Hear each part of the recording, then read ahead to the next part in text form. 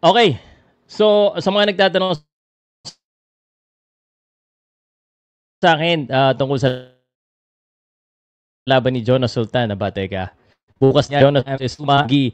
Ang pag-uusapan natin dito, guys, is kung ano ba sa tingin ko ang dapat gawin ni Jonas Sultan para manalo. Ano ba yung aking prediction? At sa tingin ko ba, dihado o lamado siya? Well, sagutin na natin agad. Wala nang intro-intro. Okay, ito po yung weigh-in nila. Um, so, weigh-in sila. 184 at 119.8.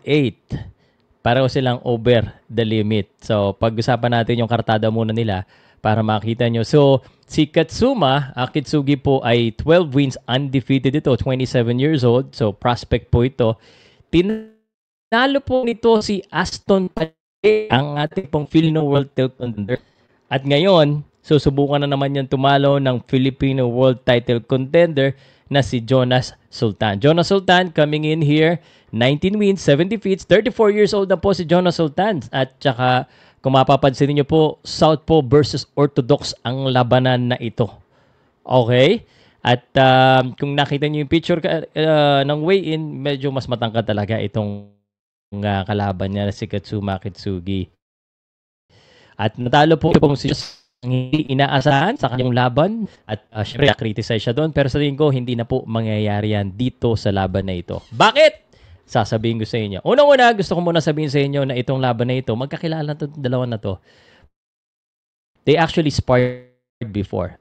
Sparring parts. So, I think they have both, kumbaga meron na silang tinatawag natin na pagkakakilanlan sa isa't isa. So, alam na nila. Ngayon, sa tingin ko, feeling ng promoter, because ang dayo po dito ay si Jonas Sultan, ang prospect po dito si Katsuma.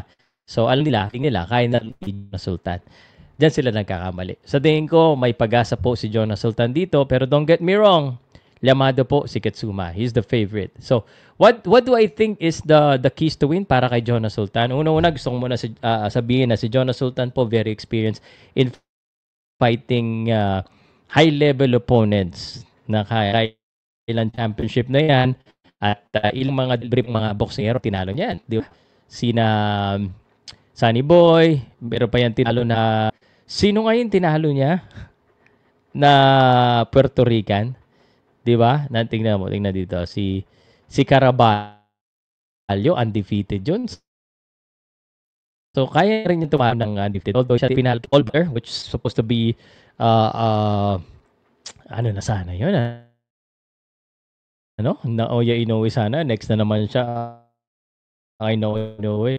Nonetheless, he is very experienced and will play a factor. But if you're asking me kung ano yung gagawin ni Jonas Sultan must do the same thing as he did with Carvalho and more.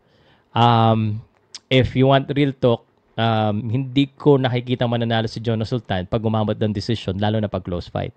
So, para manalo siya ng decision, ang kailangan gawin ni Jonas Sultan dito, kailangan pasukin niya. And he needs to try and knock down and knock out this opponent, itong si Katsuma Kitsugi. Which, based on his record, wala naman ding lakas. Pero magaling mag-boxing. So, since mo naman, kilala rin si Jonas, malamang na sukat niya na rin si Jonas Sultan.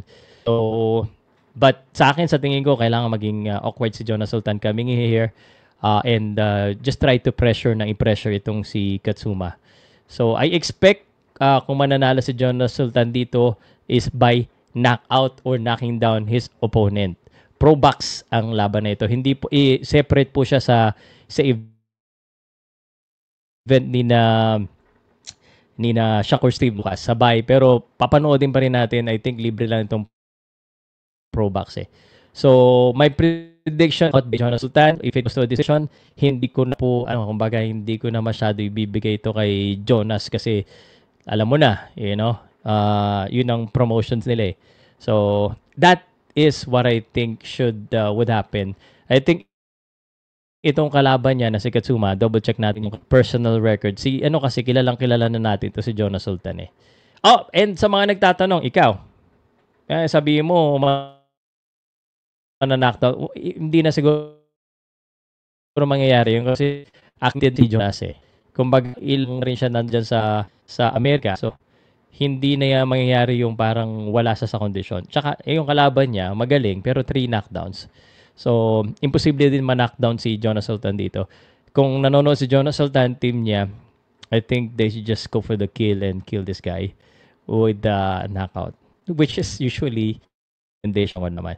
Kaya sa tingin nyo, may pag-asa ba si Jonas Sultan dito sa laban na to? What's your prediction? Kung kayo tatanungin ko.